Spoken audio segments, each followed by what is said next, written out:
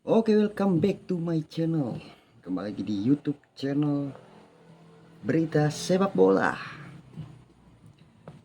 Oke guys, jadi di konten kali ini saya bakal membahas soal pelatih kepala yang baru yang akan menggantikan atau di kadang-kadang ya, ini juga belum resmi ya, karena kan kata Pak Erick Thohir selaku ketum PSSI kita sekarang, pelatih baru itu asal Belanda. Dia tiba di Indonesia tanggal 11, terus tanggal 12 baru diwawancara.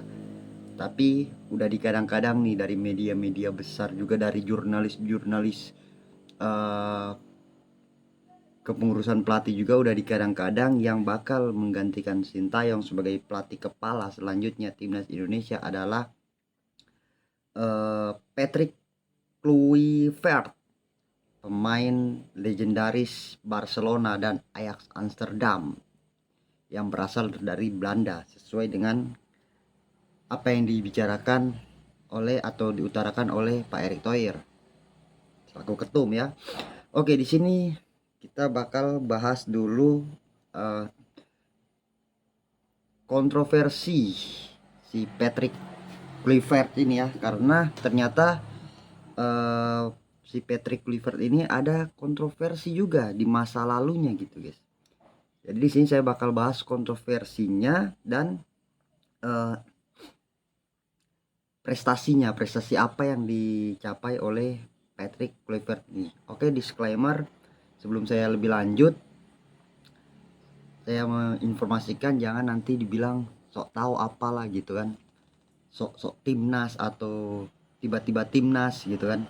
Oke, jadi untuk timnas Indonesia, saya mengikuti perkembangan timnas Indonesia itu dari ya emang nggak lama-lama amat sih, nggak nggak nggak selegend atau ya masih amatiran lah gitu. Saya mengikuti perkembangan timnas dari ISL Liga Indonesia, dari waktu masih ISL ke jadi dualisme juga, ISL LPI. Terus dari timnas itu, perkembangan timnas saya nonton timnas itu dari masih era Bambang Pamungkas, Ismen Sofyan, Yongki Aribowo. Saya udah nonton timnas gitu. Ya bisa dibilang waktu timnas di era kegelapan lah. Saya udah nonton timnas gitu. Oke, kita langsung bahas kontroversinya dulu ya. Di sini kalian bisa baca sendiri juga di sini. Bentar, saya sorong dikit. Oke, kan kontroversi utang judi 16 M, yaitu 1 juta euro atau setara dengan 16 M. Mantan striker legendaris Barcelona dan Ajax, Patrick Kluivert, pernah diterpa isu kontroversial terkait utang judi yang mencapai 1 juta euro atau sekitar 16 miliar menurut laporan media Belanda De Volkskrant. Utang tersebut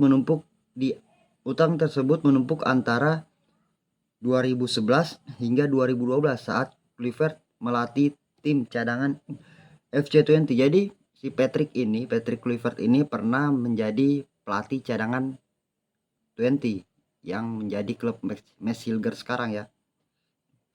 Oke, itu kontroversi. Dia pernah terlibat isu utang judi sebesar 16 miliar atau setara dengan 1 juta euro. Itu gede cuy. Itu gede. Dan ini juga, berita ini udah banyak orang yang tahu, udah netizen Indonesia juga udah tahu karena udah banyak banget tersebar di TikTok, di Twitch, bahkan sampai trending di X gitu. Kalian bisa cek aja. Oke, terus kita lihat prestasinya. Apa prestasi Patrick Kluivert sebagai pelatih? Kluivert pernah melatih timnas. Ternyata dia pernah melatih timnas Curacao dalam kualifikasi Piala Dunia 2018 dan Piala Karibia 2017. Di bawah asuhannya, Curacao menunjukkan peningkatan yang signifikan dalam performa tim meskipun mereka tidak berhasil lolos ke turnamen utama. Jadi di bawah asuhan Patrick Kluivert ini, timnas Karakau ini dinilai tampil dominan atau signifikan, tetapi ke tidak lolos di kualifikasi Piala Dunia 2018. Nah, sedangkan Indonesia sekarang lagi berjuang di kualifikasi Piala Dunia putaran ketiga 2026. Nah, tujuan si tujuan PSSI mengganti Sintayong ini, pelatih timnas, biar timnas Indonesia lebih permainannya itu lebih maju. Dalam istilahnya kalau para pengamat ya, eh, sorry, bukan pengamat, para mafia yang berkedok pengamat katakan STY kan minim minim taktik. Cara main STY parkir bis, counter attack, bertahan, counter defense, bertahan, rebut bola, menyerang. Ya kayak gitu kan, itu kan yang selalu dikritik-kritik dari mafia-mafia yang berkedok pengamat. Nah, sedangkan pelatih yang menggantikan Sintayong ini ternyata belum pernah sampai di Piala Dunia gitu, belum pernah berprestasi di Piala Dunia gitu. Kalau dibandingkan dengan kelas Sintayong walau bagaimanapun dia pernah mengalahkan Jerman di Piala Dunia dengan timnas Korsel Korea Selatan gitu. Jadi di sini aja udah jelas ya, di sini aja udah jelas secara kualitas. Ini seandainya kalau emang yang menggantikan Sintayong itu si Patrick Kluivert ini seandainya yang menggantikan STY si Patrick Kluivert ini, ya kita udah bisa menebak dong, atau bisa menerka-nerka dong, atau kita bisa memberikan pendapat sebagai netizen atau supporter Indonesia. Itu kan hak kita kan bisa memberikan pendapat gitu, memberikan sudut pandang kita. Kalau ada yang beda sudut pandang ya wajar, itu hak hak kalian dan hak saya juga untuk memberikan sudut pandang saya gitu. Towel aja kritik STI, hajar STI kiri kanan, menang kalah seri tetap dihajar, menang aja dihajar, apalagi kalah seri diinjak-injak. Kenapa kita nggak bisa, ya kan?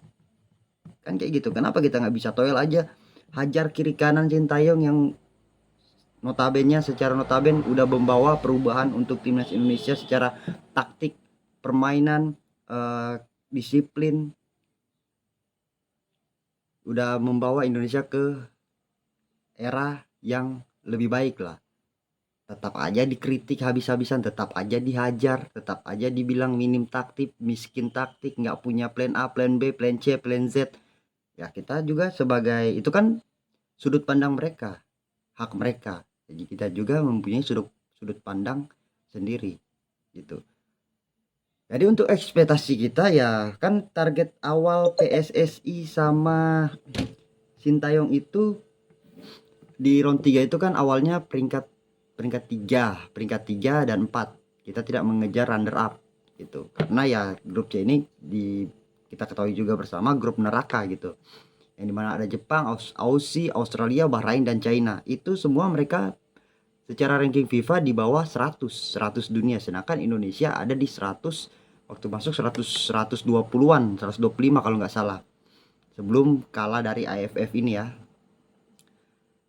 Nah, kalau di Sintayong itu targetnya 34, ranking 34, berarti kalau ganti pelatih ya minimal harus runner up dong, ya kan? Harus peringkat 2 biar bisa lolos otomatis. Kalau cuma peringkat di putaran ketiga ini hanya dapat ranking atau finish di ranking 3 dan 4, Sintayong juga sekarang di ranking 3 gitu. Masih sisa 4 pertandingan, 2 home, 2 away.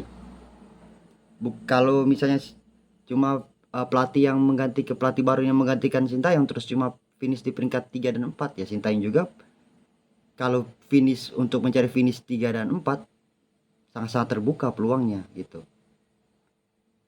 Dan kalau misalnya Indonesia harus mau jadi runner up ya otomatis minimal harus sapu bersih 3 pertandingan, yaitu Bahrain, Aussie sama China, itu harus menang. Karena kan untuk peringkat kedua itu kan 15 poin. Nah, sedangkan Indonesia sekarang 6 poin. Jadi kalau misalnya sapu bersih 3 pertandingan menang, Aussie, Bahrain, China itu menang, berarti dapat 9 poin. Nah, 9 tambah 6 berarti 15, itu Indonesia runner up. Lolos otomatis ke Piala Dunia gitu. Kalau lawan Jepang kita nggak usah hitung ya, karena ya kita kita bicara realistis aja. Di GBK aja Jepang hajar kita 4-0, apalagi kita akan bertandang ke markas Jepang gitu. Jadi kita realistis aja gitu. Walaupun segala kemungkinan masih bisa terjadi dalam sepak bola, karena hitungan sepak bola bukan hitungan matematika 1+1=2 gitu. Bicara sepak bola juga jauh dari bicara matematika. Jadi ekspektasi kita dengan datangnya pelatih yang Pak Erik bilang untuk memajukan sepak bola Indonesia dan timnas ini lebih jauh, nah, otomatis ekspektasi kita juga naik lebih jauh gitu. Ya dong, nggak mungkin kalau cuma ganti pelatih terus hanya finish di ranking 3 dan 4, ya sama aja dong. Syukur-syukur masih bisa lanjut ke putaran 4, tapi kalau nggak nggak lolos putaran 3 gimana? Ya kan?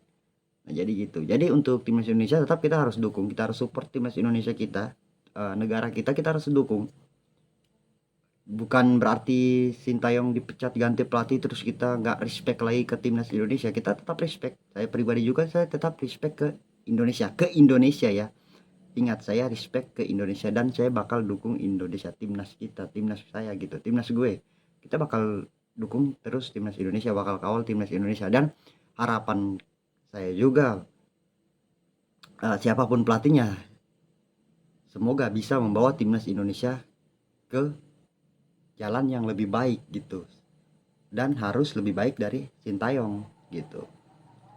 Karena kan tujuan mengganti pelatih itu ya harus lebih baik dari sebelumnya gitu.